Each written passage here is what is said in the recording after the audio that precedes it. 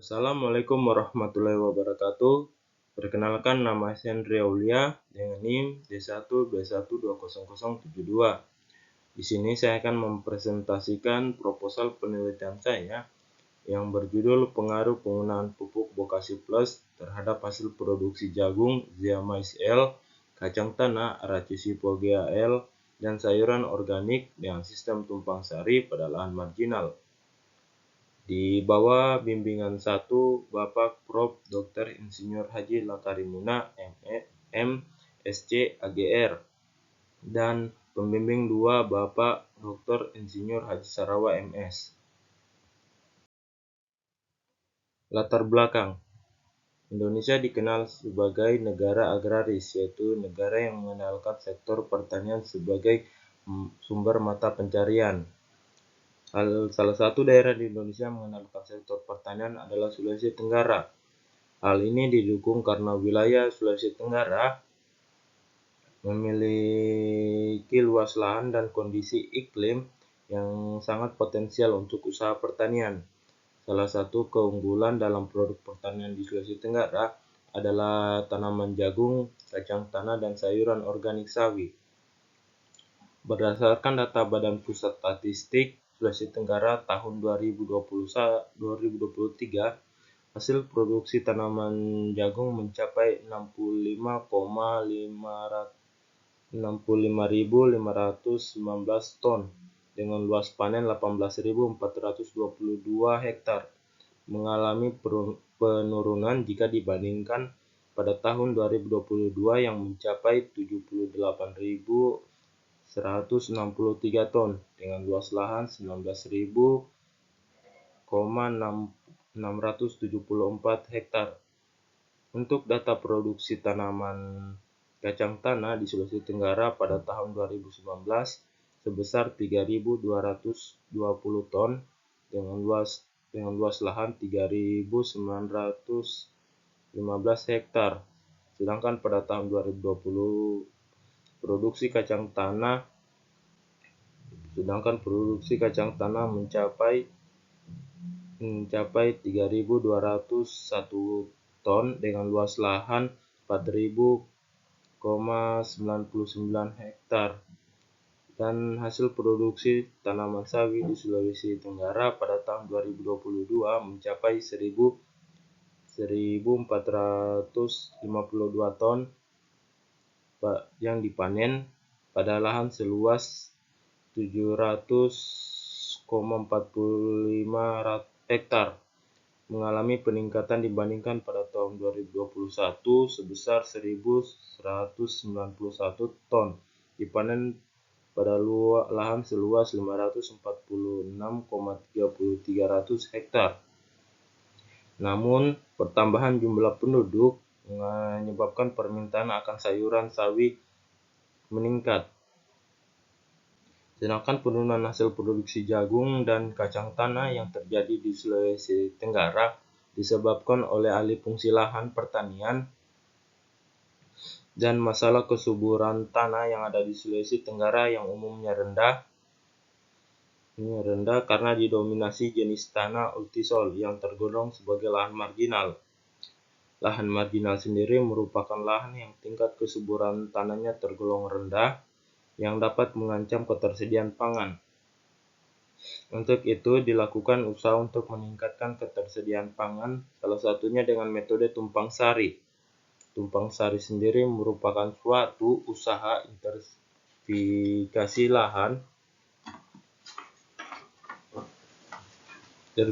lahan pertanian yang dapat meningkatkan hasil produksi pertanian dengan cara menanam pada satu bedengan 2 atau 3 tanaman. Selain metode tumpang sari, salah satu usaha untuk meningkatkan ketersediaan pangan yaitu pemupukan. Pada penelitian ini, jenis pupuk yang digunakan yaitu pupuk organik, pupuk Bokashi Plus. Alasan penggunaan pupuk Bokashi Plus karena pupuk Bokashi Plus dapat memenuhi kebutuhan tanaman karena mengandung unsur hara yang sangat diperlukan untuk pertumbuhan tanaman, dan juga bahan-bahan utama pembuatan pupuk Bokashi Plus mudah didapatkan yaitu tanaman kerinyu dan kotoran ternak. Lanjut pada rumusan masalah, yaitu ada 2 poin. Yang pertama, bagaimana pengaruh pupuk Pokasi Plus terhadap tumpang sari jagung, kacang tanah, dan sayuran organik untuk hasil produksi jagung, kacang tanah, dan sayuran organik pada lahan marginal. Yang kedua, dosis pupuk Pokasi Plus yang menunjukkan pengaruh terbaik untuk hasil produksi jagung, kacang tanah, dan sayuran organik dengan sistem tumpang sari di lahan marginal. Adapun tujuan dan kegunaan penelitian, yaitu pertama, tujuan untuk mempelajari pengaruh pupuk Pokasi Plus terhadap hasil produksi jagung, kacang tanah, dan sayuran organik yang sistem tumpang sari pada lahan marginal. Yang kedua, menentukan dosis pupuk Pokasi Plus yang tepat pada sistem tumpang sari untuk hasil produksi jagung, kacang tanah, dan sayuran organik pada lahan marginal. Adapun kegunaan, yaitu sebagai informasi bagi petani dalam upaya untuk meningkatkan produksi tanaman palawija dan tanaman hortikultura pada lahan marginal. Dan kedua, yaitu sebagai bahan untuk mempertimbangkan pemanfaatan penggunaan pupuk Pokasi Plus terhadap hasil tanaman pada lahan marginal.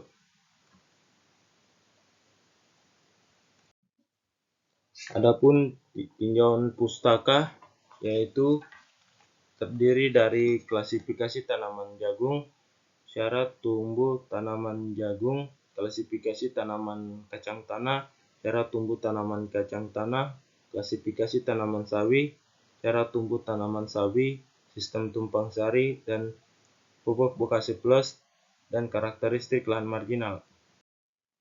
Lanjut pada kerangka berpikir.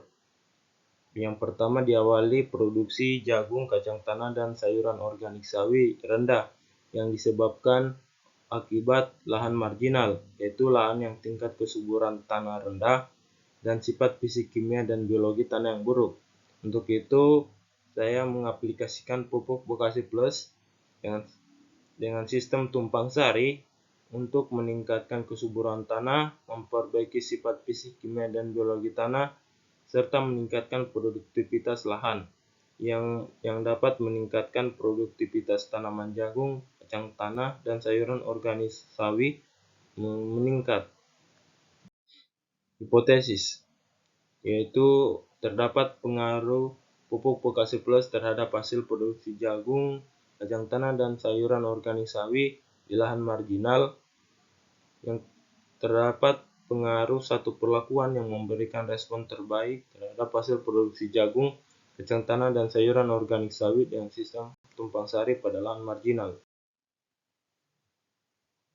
Masuk pada metode penelitian. Metode penelitian yaitu lokasi dan waktu penelitian. Penelitian ini akan dilaksanakan di Desa Sindangkasih, Kecamatan Ranometo Barat, Kabupaten Konawe Selatan. Penelitian ini akan berlangsung pada bulan November 2023 sampai Februari 2024. Adapun bahan dan alat. Bahan yang akan digunakan dalam penelitian ini yaitu benih jagung, benih kacang tanah, benih sawi, vegetasi sekunder, glomerula odorata, kotoran ternak, sapi dan ayam, M4, gula merah, air dedak padi, papan nama, kantong plastik, dan kertas label. Adapun alat yang digunakan dalam penelitian ini yaitu cangkul, sekop, parang, meteran roll, ember, terpal, gembor, timbangan tali rapia, gunting, palu-palu, paku, alat penggaruk tanah, dan alat tulis menulis, dan kamera. Lanjut pada prosedur kerja. Prosedur kerja yang pertama itu pembuatan pupuk Pokasi Plus. Pembuatan pupuk Pokasi Plus akan dilakukan selama 2 minggu sebelum penanaman. Langkah pertama yaitu mencacah tanaman kerinyu sepanjang 5 cm. Hasil cacahan kemudian dicampurkan dengan kotoran ternak. Setelah itu ambil wadah atau ember, kemudian campurkan air dan gula merah secukupnya dan M4 sesuai takaran prosedur kerja. Prosedur, lalu aduk hingga secara merata. Setelah tercampur rata, siramkan campuran cacahan kerinyu dan kotoran ternak, lalu aduk hingga secara merata. Bila digenggam air tidak menetes, dan bila kepalan tangan dilepas maka adonan tidak lengket. Kemudian ditutup dengan terpal dan diamkan selama 2 minggu. Lakukan pengecekan 2-3 hari sekali untuk memastikan suhu pupuk bokasi tetap stabil. Bila suhunya tinggi, dapat dilakukan pembalikan untuk menjaga aktifnya mikroorganisme. Setelah 7 hari, pupuk bokasi telah selesai terfermentasi dan siap digunakan. Pupuk bokasi ditambahkan mikoriza, kemudian dicampur secara merata hingga menghasilkan pupuk bokasi plus. Lanjut pada pembersihan lahan dan pembuatan petak percobaan. Persiapan lahan dilakukan dengan membersihkan sisa-sisa tanaman. Setelah itu, membuat petak penelitian dengan luas 20 x 30 meter sebanyak 25 petak. Jarak antar kelompok yaitu 120 cm dan jarak antar petak perlakuan yaitu 40 cm. Berikutnya yaitu penanaman benih. Penanaman akan dilakukan dengan sistem tumpang sari jagung, kacang tanah, dan sawi. Penanaman dimulai dengan membuat lubang tanam dengan cara ditugal dengan kedalaman kurang lebih 30 cm, dan setiap lubang ditanam diisi dengan 20 butir benih jagung dengan jarak 70 x 40 cm, benih kacang tanah dengan jarak 30 x 30 cm, dan benih tanaman sawi dengan jarak 20 x 20 meter. Berikutnya yaitu aplikasi pupuk bokasi plus. Pupuk bokasi plus dapat diaplikasikan 7 hari sebelum penanaman. Pemberian pupuk bokasi plus disesuaikan dengan perlakuan masing-masing petakan, yaitu tanpa bokasi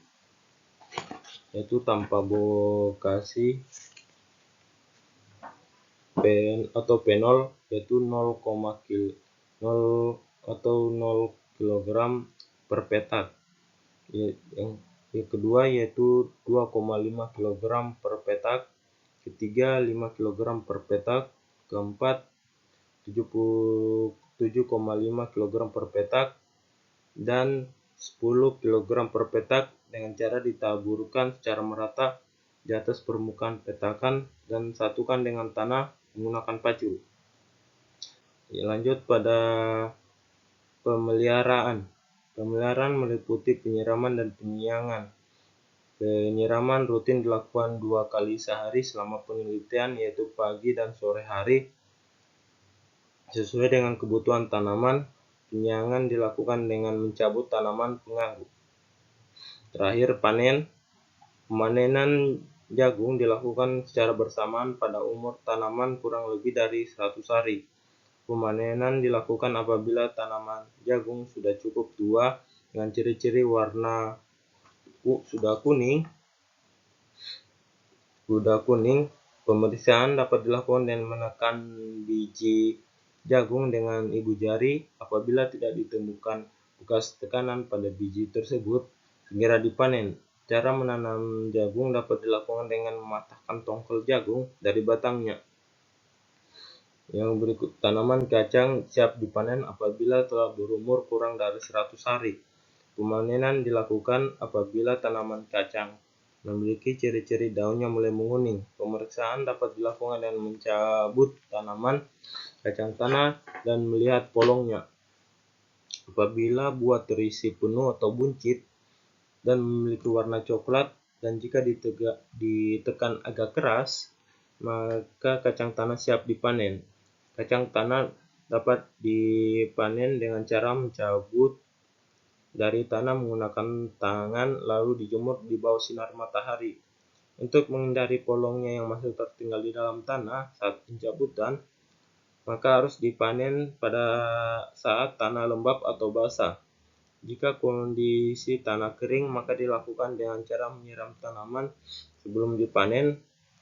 untuk membantu memudahkan pencabutan kacang tanah dari tanah. Tanaman sawi dipanen apabila telah berumur kurang dari 45 hari. Pemanenan dilakukan apabila tanaman sawi sudah cukup besar dengan ciri-ciri daun berbentuk oval, melebar, dan berwarna hijau pekat, dan batang tegak putih memanjang.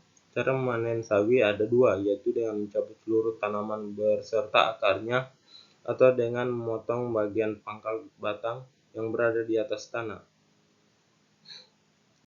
Lanjut pada prosedur pada rancangan penelitian. Rancangan penelitian yang digunakan adalah rancangan acak kelompok RAK. Dengan perlakuan yang digunakan terdiri atas 5 taraf, yakni kontrol atau tanpa pupuk bokasi plus fenol, pupuk bokasi plus 2,5 kg per petak atau setara dengan 3 ton per hektar P1, pupuk bokasi plus 5 kg per petak atau setara dengan 6 ton per hektar P2, pupuk bokasi plus 7,5 kg per petak atau setara dengan 9 ton per hektar P3, dan pupuk bokasi plus 10 kg per petak atau setara dengan 12 ton per hektar P4. Lanjut pada variabel pengamatan, yaitu pertama yaitu jagung, yaitu yang diamati berat tongkol jagung dengan kelobot, berat tongkol jagung tanpa kelobot, panjang tongkol jagung, diameter tongkol jagung, jumlah baris baris atau tongkol buah, berat 100 biji, berat biji tanaman, bobot berangkas. Yang berikutnya itu kacang tanah, yaitu jumlah polong total, jumlah polong isi, berat 100 biji, jumlah biji, berat biji, bobot berangkas. Yang berikutnya tanaman sawi, yaitu berat bobot basah, berat bobot kering. Analisis data.